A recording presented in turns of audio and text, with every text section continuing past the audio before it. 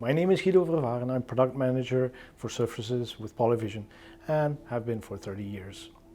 Today is the last subject in our Polyvision Talks mini-series, and we will talk today about the projection properties of surfaces, because nowadays classrooms and meeting rooms alike, you will find content being projected on the surfaces using a beamer or a projector. And it is important to know which are the properties that influence the quality of the projected images. The first surface property that I would like to talk to you about when it comes to projection is gain.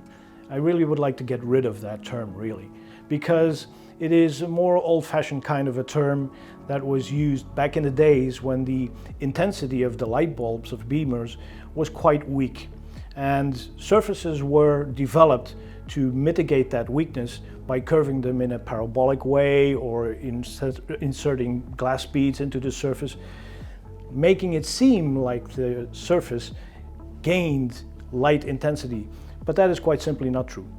Surfaces can never generate light. The only thing they did was diminish the viewing angle, which is the angle at which an observer can see a clear image, to smaller angles.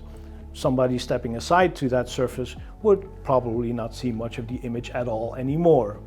So nowadays, with stronger projector light bulbs, this property is not even anymore required, not even desired. Another property which is not related to the surface at all is contrast. Contrast is the ratio between a black projected and a white projected image. And this is only due to the contrast property that the projector can generate.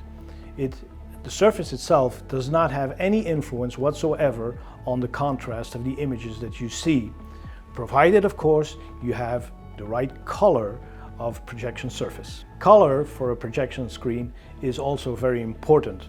It needs to be a neutral white or a neutral light gray color. We call that achromatic.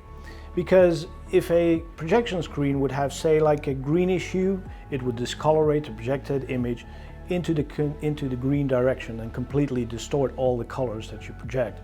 It should be light in color to reflect as much as possible of the light source of the projector itself.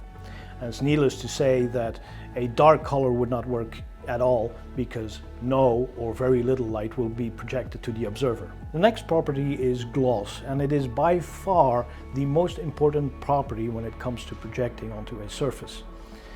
Glossy surfaces are usually not very good projection screens, but we'll talk about that more later. That's because a glossy surface is always very smooth. Like, imagine a calm lake in a summer's day reflecting the environment mirror-like. And that is what makes a hotspot. When the surface is smooth, it will, in a mirror-like way, reflect the source of the light of a beamer, which is its light bulb. And that will appear like a blinding spot in the middle of the screen, which blurs out the rest of the image, making visibility poor. The ideal projection surface has a much as possible low gloss, to be matte, because such surfaces are rough, pretty much like a lake that has waves in it, which will not reflect its surroundings at all. The light on a matte surface is reflected in a diffuse way, so it would also reflect the hotspot, the light source of the beamer, in a diffuse way, so it will not blind your viewers anymore. Such a surface, by definition, also has a much wider viewing angle and is much more suited for wider room configurations. The drawback of a matte surface is that it is rough, like I already said, but that also means that its erasability will not be as good. That's why Polyvision offers a range of 4 different gloss levels, and depending on the balance between how much the surface is used to project on versus how much it is used as a writing surface, one of those will be suited for using as a projected surface and a writing surface. Lastly, there is the projector. Obviously, the better quality of projector you have, the better your viewing experience will be. The more light it can generate onto the surface, the better the image will be, and darkening of the room may not even be necessary. Nowadays, there are still 2 types of beamers that are used in meeting rooms or classrooms. One is the ceiling mounted projector, which is kind of like a little bit older technology.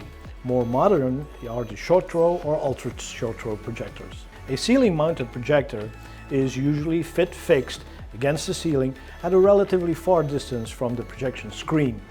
Because of that, the light incident will be much nearer to the observer's viewing angle, and therefore hotspot will occur if you do not have a really matte projection surface available. The more recently developed short throw or ultra short throw projectors use a special design using a mirror that reflects the projected image much nearer to the projection surface, and therefore the angle of incidence will be much higher and actually reflecting the hotspot to the floor and not to your audience.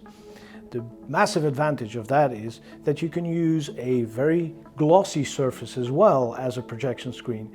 So you can even use Polyvision's Ultra Gloss and enjoy excellent dry erasability, but also have a good projection surface.